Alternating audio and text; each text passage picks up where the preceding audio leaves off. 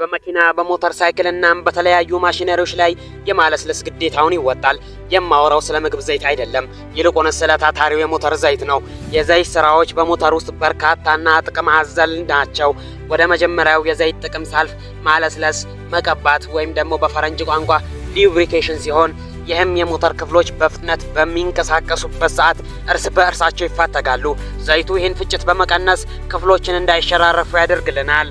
ሁለተኛው ጥቅም ማቀዝቀዝ ወይም ኩሊንግ ሲሆን ይህም የምንለው ሞተሩ ስራውን ሲያካሂድ ብዙ እና ከፍ ያለ ሙቀት በሞተራችን ውስጥ ይመነጫል።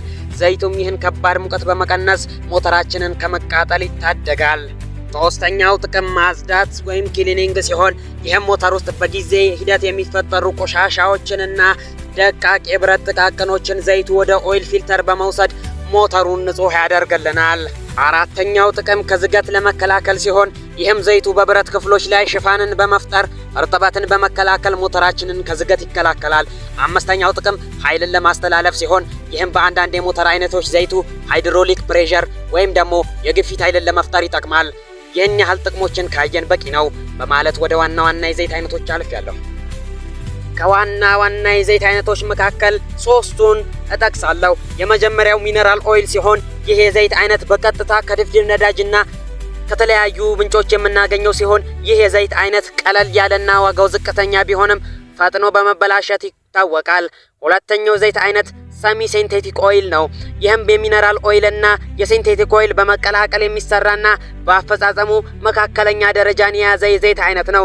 ሶስተኛው የዘይት አይነት ሲንቴቲክ ኦይል ሲሆን ይህም ኬሚካል ጠገብና በላቦራቶሪ በለጸገ የተሻሻለ ጥራቱ ከፍና ላቅ ያለ ዘይት ሲሆን ለረጅም ጊዜ ይቆያል። ይህም ለዘመን አመጣሽና አዳዲስ መኪኖች በፍቅር ይወዱታል።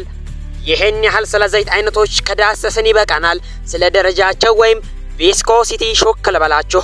የሞተር ዘይት በቁጥር ይለያያል። ለምሳሌ 5W30፣ 10W40፣ 15W50 እያለ የተለያዩ ቁጥሮችን ይዘረዝረናል። በመጀመሪያ ደረጃ W ማለት ዊንተር ማለት ሲሆን ከW በፊት የሚመጣው የመጀመሪያው ቁጥር በብርድ ዘይቱን ፍሰት ይጠቁማል። መጨረሻ ላይ ያለው ቁጥር ደግሞ በሙቀት ጊዜ የሚጠብቀውን ውፍረት ያሳያል። የሞተር ዘይትን መቀየራችን ለምን አስፈላጊ ሆነ ብለን ስንጠይቅ የዘርፉ ባለሙያዎች ዘይት ከጊዜ በኋላ ቆሻሻ ይሞላበታል፣ ጥራቱም ይቀንሳል፣ ሙቀትንም የመቋቋም ችሎታው ይቀንሳል። ስለዚህ በተወሰነ ርቀት ወይም ጊዜ መቀየር አስፈላጊ ነው ብለው ይመክሩናል። መቼ ወይም በየስንት ኪሎ ሜትር ብንቀይር ይሻላል ብለን ስንጠይቅ የሚነራል ኦይልን ከ3000 ኪሎ ሜትር እስከ 5000 ኪሎ ሜትር ባለው ጊዜ ውስጥ ብንቀይር ለሞተራችን ጤና ተስማሚ ነው። ከሴሚ ሲንቴቲክ ኦይል ከ5000 እስከ 7000 ኪሎ ሜትር ባለው ብንቀይር፣ የሲንቴቲክ ኦይል ደግሞ ከ8000 እስከ 15000 ኪሎ ሜትር ባለው ሬንጅ ውስጥ ብንቀይር ለኛም ሆነ ለሞተራችን ይበጃል። ዘይታችን ቶሎ እንዳይቆሽሽብን ከሚያደርጉልን መገልገያዎች ወይም መሳሪያዎች መካከል አንዱ ኦይል ፊልተር ሲሆን ቆሻሻዎችን ከዘይት በመለየት ጽዱ ያደርገዋል። ዘይት ሲቀየር ኦይል ፊልተር አብሮ መቀየር ይመከራል።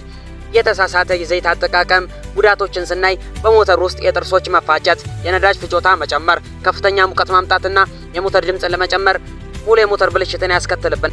በመጨረሻም ጥሩና ተስማሚ የሞተር ዘይት እንዴት እንመርጣለን የሚለውን ጥያቄ እመልስላችኋለሁ። በመጀመሪያ የመኪናችንን መመሪያ ወይም ማኑዋል መመልከትና አምራች የሚመክረንን ቪስኮሲቲና ስታንዳርድ መጠቀም ይኖርብናል።